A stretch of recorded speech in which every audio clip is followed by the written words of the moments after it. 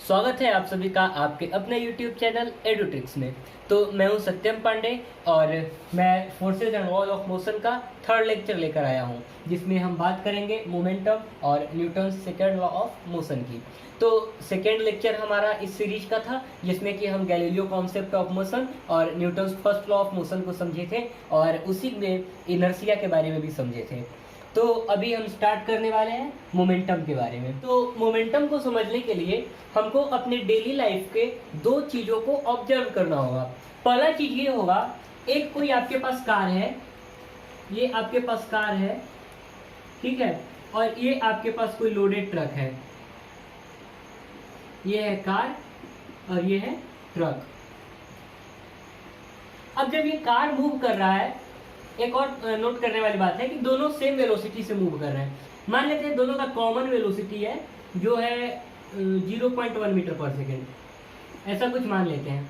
अब दोनों same velocity से मूव कर रहे हैं, तो अब हमको इन दोनों को गिवन टाइम में रोकना है। मतलब अगर आपको कोई बोल दे कि आप 2 सेकेंड में इन दोनों को रोको, तो अब आपको सोचना होगा कि किस में ज़्यादा फोर्स लगाना पड़ेगा, इस कार में या लोडेड ट्रक में। तो एक ऑब्वियस सा आंसर होगा कि लोडेड ट्रक में ज़्यादा फोर्स लगाना होगा। क्यों ज़्यादा फोर्स लगाना होगा? क्योंकि ट्रक का मास ज़्यादा है। अब समझो, उधर से एक कार आ रहा है और एक लोडेड ट्रक आ रहा है। आपको किसी ने बोला है कि 2 सेकेंड में इन दोनों को रोक देना है, तो आपको किस में ज़्यादा फोर्स लगाना पड़ेगा? जिसका मास ज़्यादा होगा। सिंपल। अब दूसरा चीज समझते हैं, दूसरा एग्जाम्पल समझते हैं कि अब आप मान लो कि 2 कार है, दोनों का वेलोसिटी सेम है। ये कार है एक और एक ये कार है, दोनों का वेलोसिटी सेम है। नहीं, वेलोसिटी का केस हो गया था ना, दोनों का मास सेम है। अब कार है, आइडेंटिकल कार है, तो उसका मास सेम ही होगा।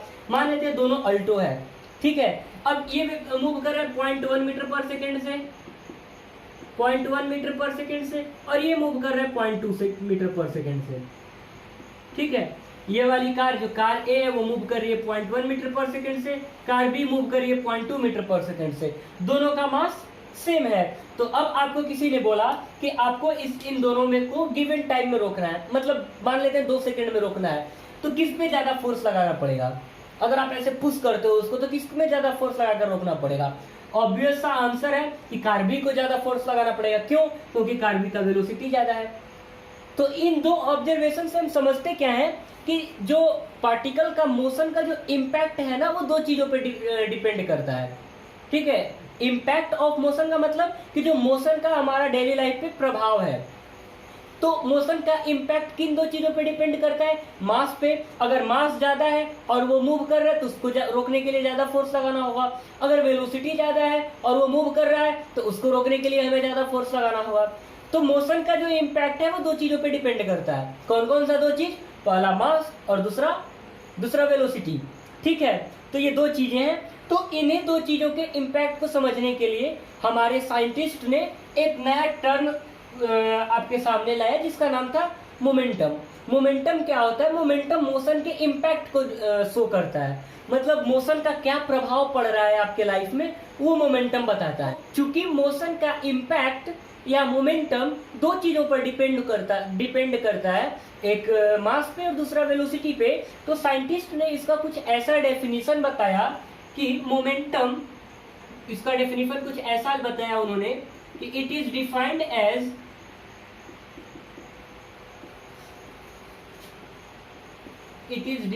As the product of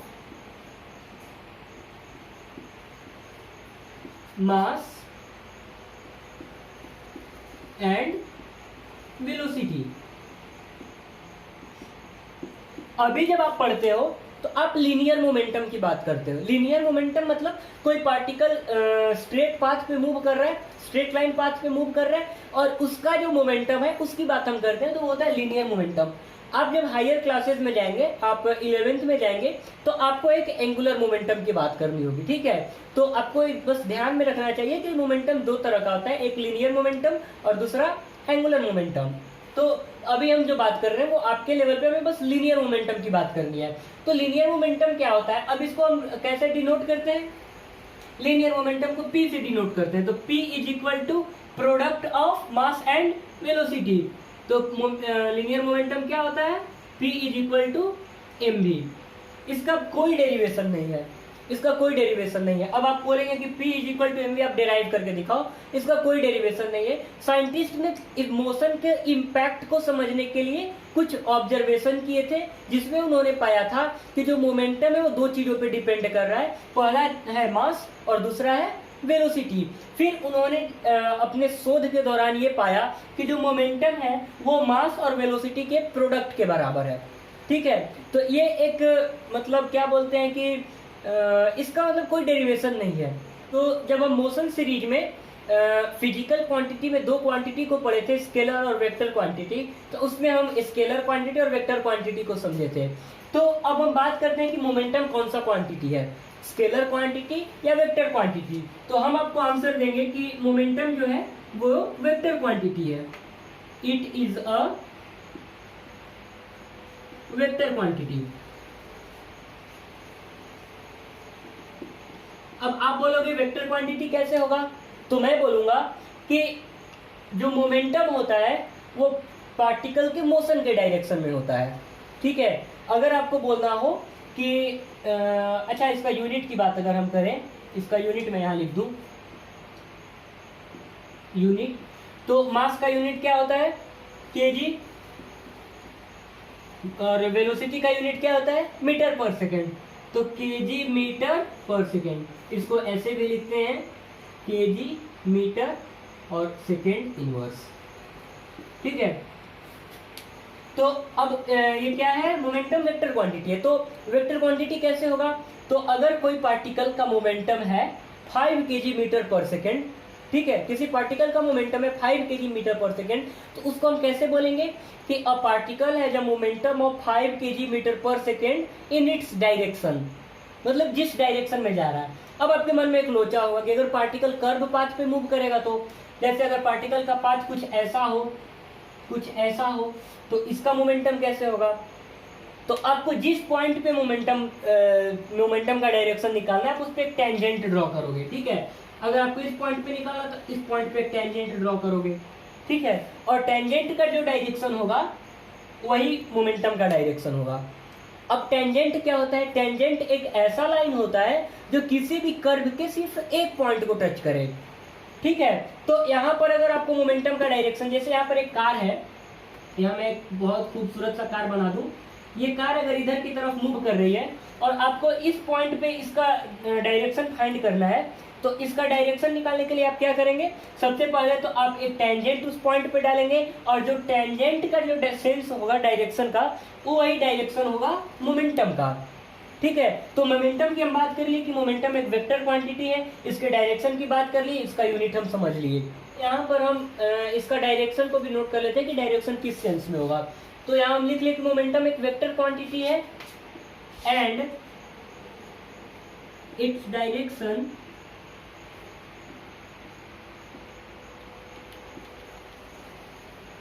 is in the direction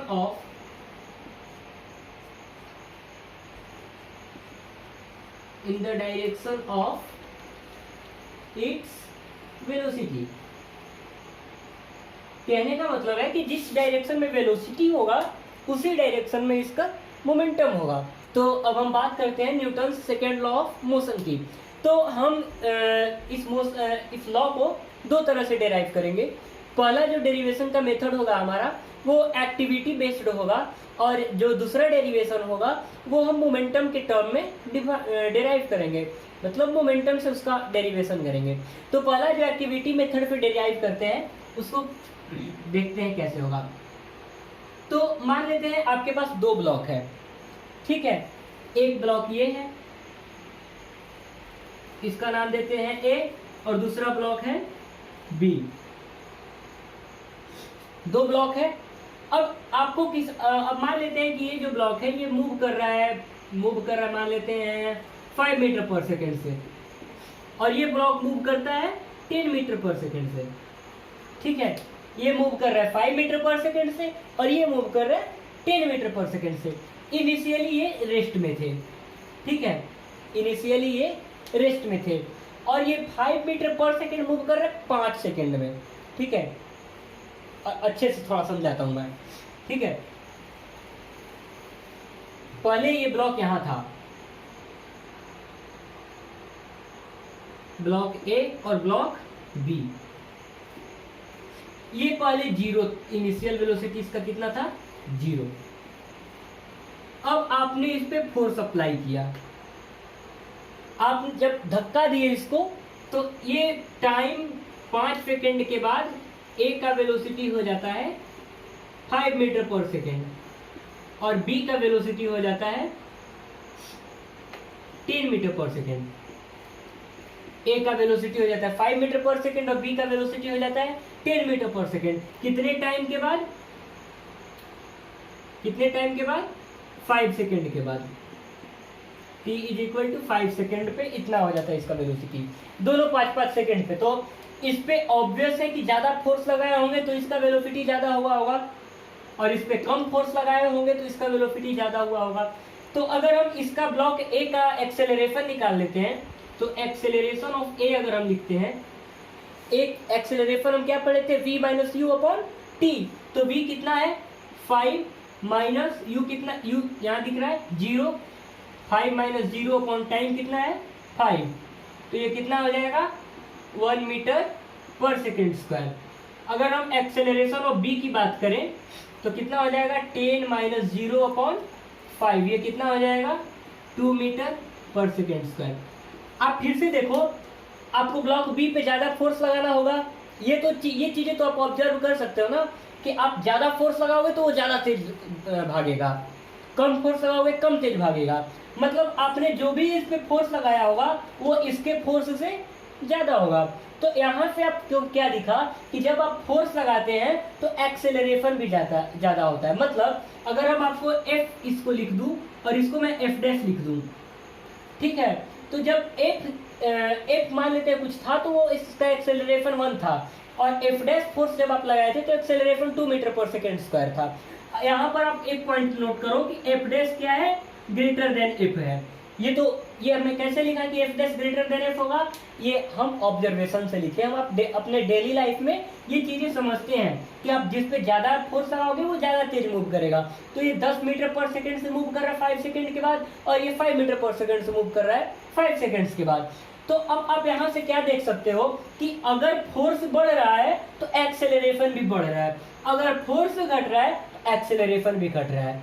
दिख रहा है क्या? तो यहां से मैं लिख सकता हूं कि force is directly proportional to acceleration.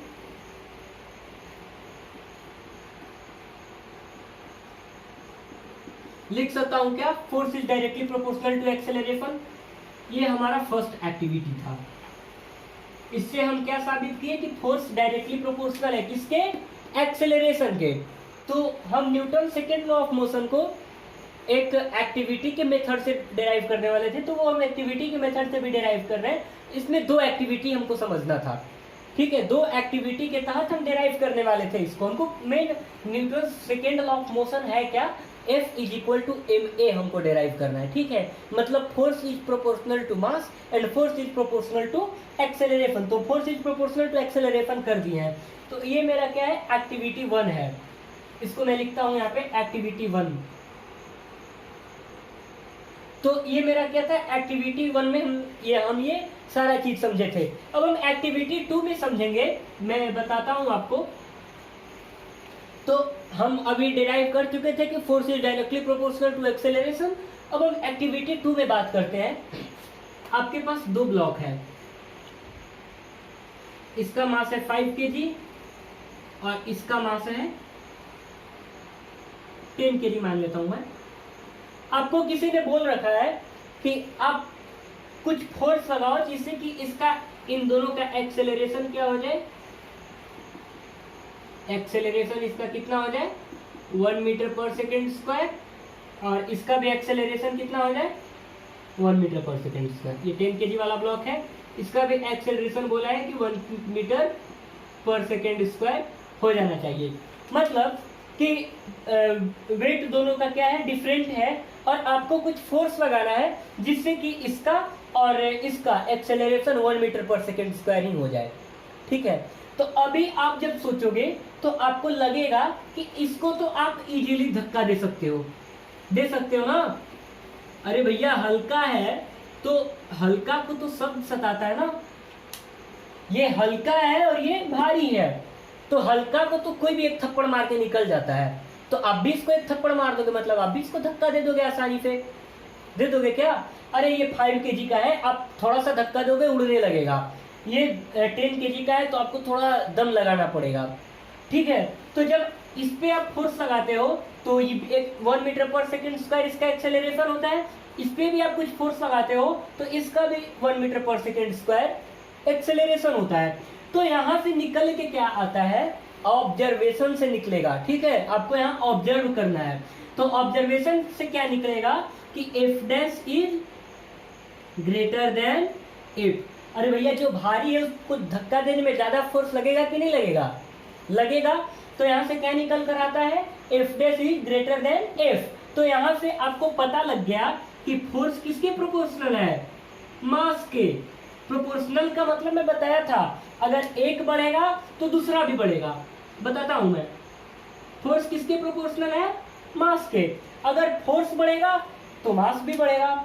यहाँ क्या हुआ था, मास बढ़ा था तो फोर्स बढ़ा था, अगर मास घटेगा तो फोर्स भी घटेगा। तो फोर्स किसके प्रोपोर्शनल है, मास के। तो पहला मेरा क्या था कि फोर्स प्रोपोर्शनल था एक्सेलरेशन के, और दूसरा मेरा इक्वेशन बना कि फोर्स प्रोपोर्शनल है मास के। दो चीजें क्लियर हुई क्या यहाँ से। पहले हम क्या समझे थे, force is proportional to acceleration, इसको हम इक्वेशन 1 मानते हैं। और दूसरा हम क्या समझे थे कि force is proportional to mass, equation 2 मानते हैं इसको। अब हम इन दोनों को कंबाइन करते हैं। ठीक है, कंबाइनिंग 1 and 2, कंबाइनिंग 1 and 2, तो क्या निकल कर आता है, फोर्स इज प्रोपोर्शनल टू मास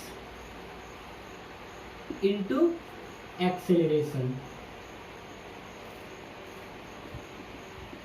तो फोर्स किसके किसके प्रोपोर्शनल हो गया, मास के और एक्सेलरेशन के, मास into acceleration.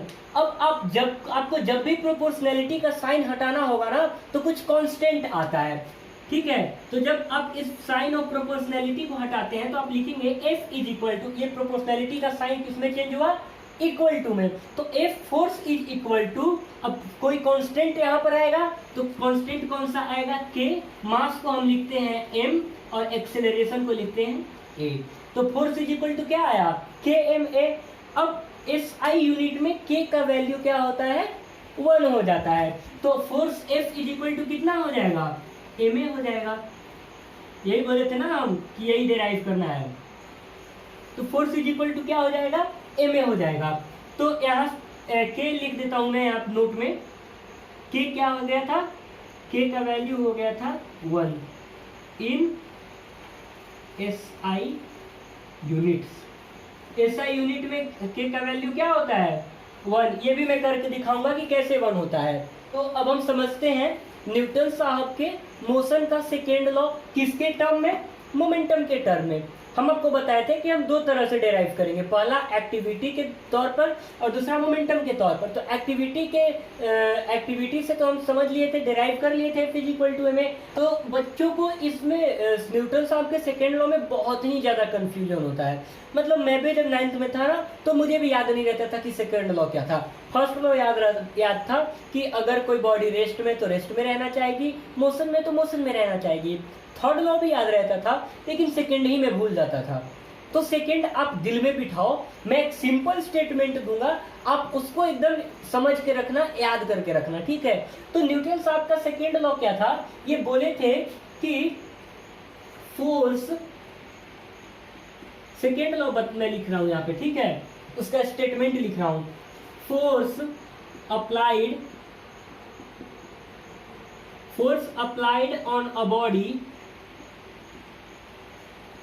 on a body is directly proportional to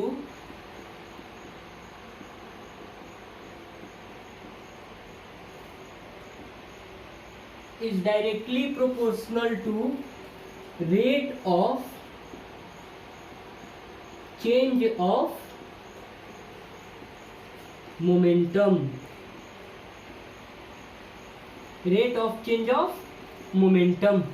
क्या बोले थे न्यूटन साहब कि अगर किसी पार्टिकल का मोमेंटम में चेंज आ रहा है तो उसका जो रेट होगा, मतलब जितने देर में उसके मोमेंटम का चेंज आएगा। अरे मैं रेट का मतलब आपको बताया था ना, आप मैथ्स में भी जब रेट निकालते हो तो आप सिंपली टाइम से डिवाइड कर देते हो, ठीक है। रेट आपको जब भी निकालना होता है तो आप टाइम से डिवाइड करते हो। तो अगर आप एक्सेलरेशन का डेफिनेशन याद रखो तो हम क्या पढ़े थे, rate of change of velocity. तो चेंज ऑफ वेलोसिटी आप क्या लिखे थे, v माइनस यू, और रेट लिखने के लिए क्या किए थे आप, t से डिवाइड कर दिए थे, ये थे क्या। अब यहीं पे rate of change of momentum का मतलब क्या हुआ, इसको मैं आपको समझाता हूँ, ठीक है। ये स्टेटमेंट है न्यूटन साहब के सेकेंड लॉ का, क्या है कि force applied on a body is directly proportional to rate of change of momentum. मैं समझाता हूँ, ये ब्लॉक है कोई, यहाँ पर एक ब्लॉक है, ठीक है, इसका मास है 5 kg, इसका वेलोसिटी है, इसका वेलोसिटी कुछ मान लेता हूं मैं, इसको मान लेता हूं 5 मीटर पर सेकेंड। फिर यही ब्लॉक यहां आ जाता है, मास वही है 5 kg, और इसका वेलोसिटी कितना हो जाता है 3 मीटर पर सेकेंड। और कितने टाइम में ये ऐसा होता है, मान लेते हैं 5 सेकेंड्स में होता है ऐसा, ठीक है। 5 सेकेंड में इसका वेलोसिटी 5 मीटर पर सेकेंड से चेंज होकर 10 मीटर पर सेकेंड हो जाता है। तो इसका मोमेंटम का चेंज क्या होगा, अगर हम जब भी आपको चेंज बताना होता है ना, आप उसको डेल्टा से डिनोट करते हो। क्या है, ये डेल्टा है, ये ऐसा सिंबल जब भी आपको दिखे ना, इसको डेल्टा पढ़ते हैं, ठीक है। तो ये डेल्टा होता है, तो आपको जब भी चेंज निकालना होता है तो आप डेल्टा से डिनोट करते हो उसको। तो यहाँ मैं चेंज इन मोमेंटम निकाल रहा हूँ, तो इसको मैं क्या लिखूंगा, डेल्टा पी। तो डेल्टा पी क्या होगा चेंज निकालने के लिए, तो क्या हो जाएगा, ये इसका फाइनल मोमेंटम इसका कितना होगा। जब भी आपको चेंज निकालना होता है तो क्या आप निकालते हो, फाइनल माइनस इनिशियल, यही निकालते हो ना, फाइनल माइनस इनिशियल यही निकालते हैं। तो इसका फाइनल मोमेंटम कितना होगा, क्या बताए थे मोमेंटम, एम भी बताए थे क्या। तो यहाँ निकालो ना आप एम भी, यहाँ पे इसका एम भी कितना हो जाएगा, मास 5 और v 10 मतलब 50 माइनस ये कितना हो जाएगा 25, मतलब चेंज इन मोमेंटम इसका कितना आ जाएगा 25। मोमेंटम का यूनिट हम आपको क्या बताए थे, मास का यूनिट केजी और वेलोसिटी का मीटर पर सेकेंड। तो इसका मतलब 25 kg metre second inverse, 25 kg metre per second, ठीक है। तो इसका चेंज इन मोमेंटम निकाले। अब रेट इसका निकालना हो तो कैसे निकालेंगे, तो रेट ऑफ डेल्टा पी, यहाँ आप लिख दो रेट ऑफ डेल्टा पी। तो rate of change of momentum क्या हो जाएगा, तो इसका चेंज ऑफ मोमेंटम 25 और टाइम से डिवाइड करना था, तो टाइम कितना था 5, यहाँ लिख दो 5, तो ये हो जाएगा 5 kg मीटर पर सेकेंड, ठीक है। तो ये होता है rate of change of momentum. तो क्या बात बोले थे न्यूटन साहब कि जो फोर्स आप अप्लाई करते हो वो किसके प्रोपोर्शनल होता है, rate of change of momentum के। हम आपको बता दी कि rate of change of momentum क्या होता है। तो हम उस स्टेटमेंट को क्या लिख सकते हैं, लिख सकते हैं F is directly proportional to delta P by T, लिख सकते हैं ना, यही रहे rate of change of momentum. तो क्या था कि force is directly proportional to rate of change of momentum, ये था। तो अब प्रोपोर्शनैलिटी कांस्टेंट को हटाने के लिए आप क्या लिख दोगे, F is equal to K times of delta P by T. अगर आपके पास कोई ब्लॉक है, यहाँ ये मास m है, इसका इनिशियल वेलोसिटी है u, यही ब्लॉक यहाँ आ जाता है, इसका फाइनल वेलोसिटी कितना हो जाता है v, कितने टाइम के बाद, किसी टाइम t के बाद। इसी को मानकर हम डेराइव करेंगे, ठीक है। तो अगर आप F इज इक्वल टू लिखे K, अब डेल्टा P को आप क्या लिख सकते हो, mv माइनस mu लिखोगे ना, mv माइनस mu, चेंज बोले थे ना फाइनल माइनस इनिशियल, तो ये फाइनल और ये इनिशियल, तो K times of mv minus mu divided by t। फिर से अगर आप लिखो F is equal to K, m यहाँ से कॉमन ले लो आप, K m, ये कितना हो जाएगा v minus you upon T. फिर से अगर हम इसी को आगे बढ़ाएं तो के एम और v minus you upon T, याद करो एक्सेलरेशन क्या था, rate of change of velocity, तो क्या हो जाएगा ये f इज इक्वल टू के एम ए। ठीक है, मैं आपको बताया था कि मैं बताऊंगा कि k का वैल्यू 1 कैसे होता है एसआई यूनिट्स में। अगर आप फोर्स को एसआई यूनिट में पुट करो, यूनिट फोर्स अगर आप पुट करो तो यूनिट फोर्स एसआई यूनिट में एक यूनिट फोर्स को क्या लिखते हैं, 1 न्यूटन, 1 न्यूटन ही लिखते हैं ना। तो 1 न्यूटन इज इक्वल टू के का वैल्यू हमें नहीं पता, मास को ऐसा यूनिट में आप क्या पुट करते हैं 1 kg, के इंटू 1, और एक्सेलरेशन को आप क्या पुट करते हैं ऐसा यूनिट में 1 मीटर पर सेकेंड स्क्वायर, तो ये भी हो जाएगा into 1।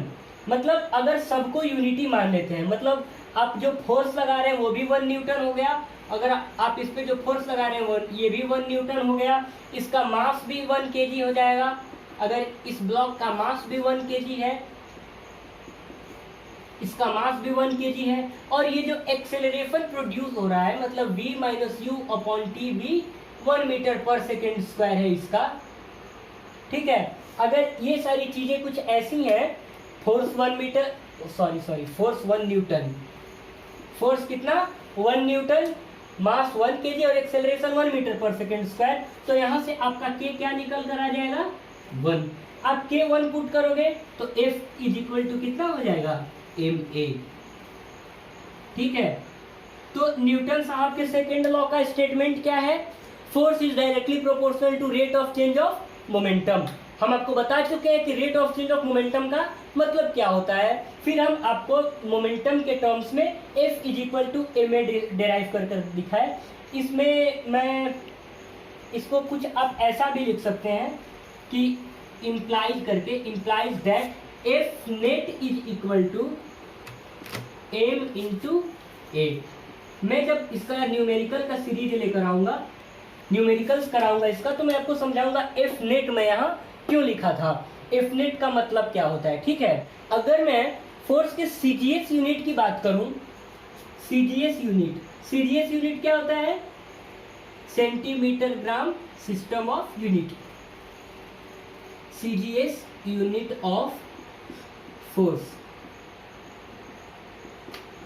CGS unit of force.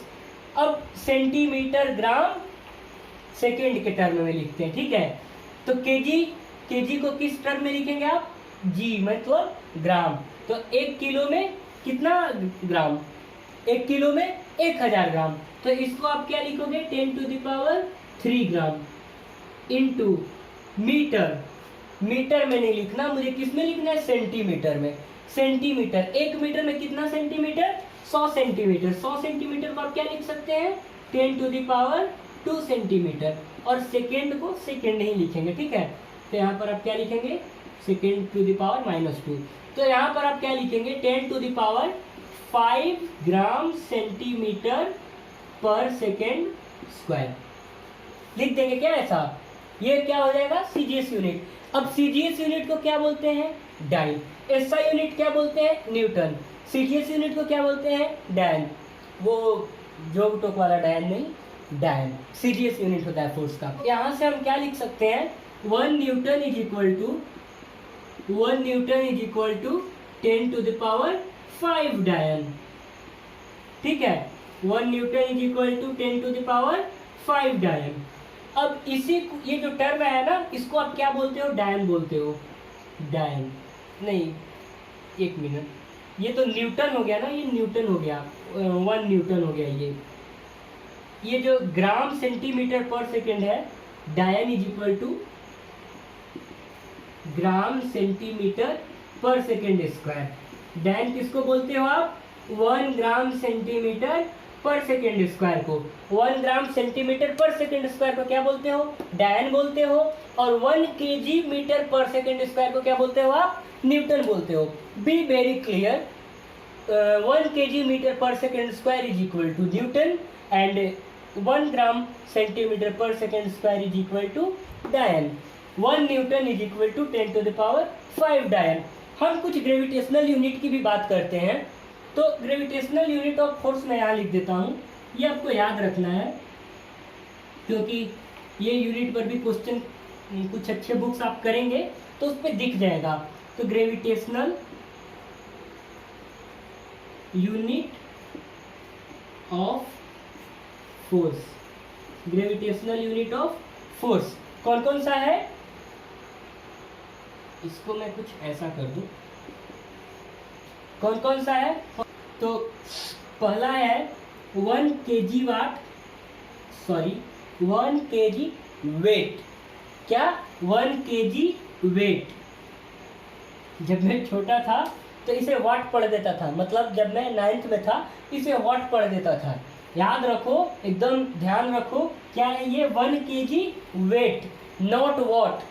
मैं जब छोटा था तो वाट पढ़ता था, इसलिए आपको वाट आप न पढ़ें, इसलिए मैं आपको इसे वेट बार बार बोल के बता रहा हूँ। 1 kg weight is equal to 9.8 newton. ठीक है। अब दूसरा है, दूसरा क्या है? 1 gram weight, 1 gram weight is equal to 980, क्या है? 980 gram CM per second square. देखो बहुत क्लियर है। ग्रेविटेशनल यूनिट ऑफ फोर्स ये आप याद रख लो, 1 kg weight is equal to 9.8 newton, और दूसरा क्या? 1 gram weight is equal to 980 gram centimetre per second square. ठीक है। तो ये है यूनिट ऑफ फोर्सेस। तो अब हम न्यूटन सेकेंड लॉ का एप्लीकेशन पढ़ेंगे। ठीक है। तो न्यूटन सेकेंड लॉ का पहला एप्लीकेशन जो होगा हमारा, वो मैं ऐसा ही एप्लीकेशन बता देता हूँ। ठीक है। तो जो पहला एप्लीकेशन है उसमें अब बताया जाता है आपको कि जब एक क्रिकेट प्लेयर बॉल को कैच करता है तो वो अपने हाथ, जब वो बॉल उसके हाथ पे आता है तो वो अपने हाथ को नीचे की तरफ खींचता है। आपको ये भी रीजन बताया जाता होगा कि नीचे की तरफ क्यों खींचता है। तो नीचे की तरफ वो इसलिए खींचता है क्योंकि जब वो नीचे की तरफ हाथ को खींचेगा तो उसका टाइम ऑफ इम्पैक्ट ज़्यादा हो जाएगा। मतलब जब वो बॉल हाथ में पड़ेगा तो वो धीरे धीरे, मतलब टाइम जो है उसका हाथ में कांटेक्ट का वो ज़्यादा हो जाएगा, इसलिए फोर्स डिक्रीज हो जाएगा। आपको कभी पता नहीं चला होगा कि फोर्स डिक्रीज क्यों होगा।